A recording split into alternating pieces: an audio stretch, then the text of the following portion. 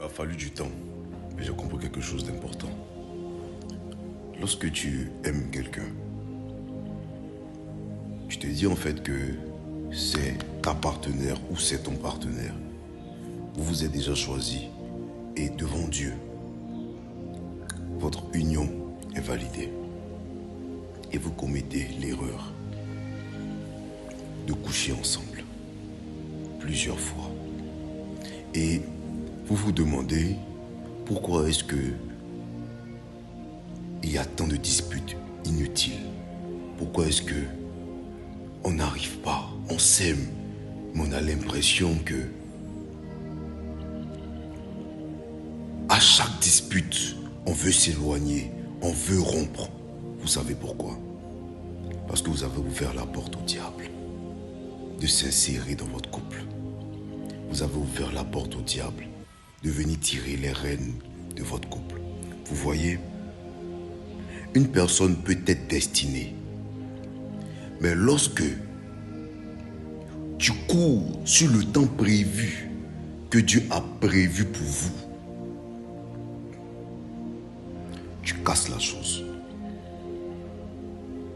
Par moments, il faut faire confiance à Dieu et respecter le processus. Il faut qu'on arrive, mes frères et sœurs,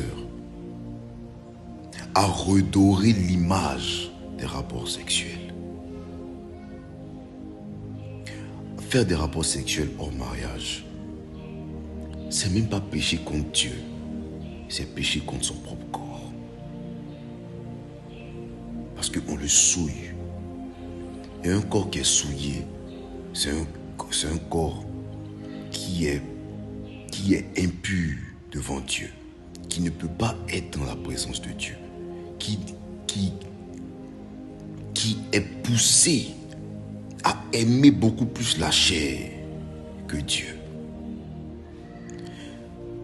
J'ai compris que la meilleure façon d'aimer quelqu'un, c'est d'aimer Dieu d'abord. Si cette personne-là est faite pour toi, elle attendra le mariage pour coucher avec toi. Si cette personne-là est véritablement faite pour toi, vous allez rendre gloire à Dieu. Parce que ce que nous oublions, c'est que lorsque nous venons à Dieu, lorsque nous nous marions, lorsque nous nous mettons en couple, ce n'est pas pour nos propres intérêts, mais c'est pour la gloire de Dieu.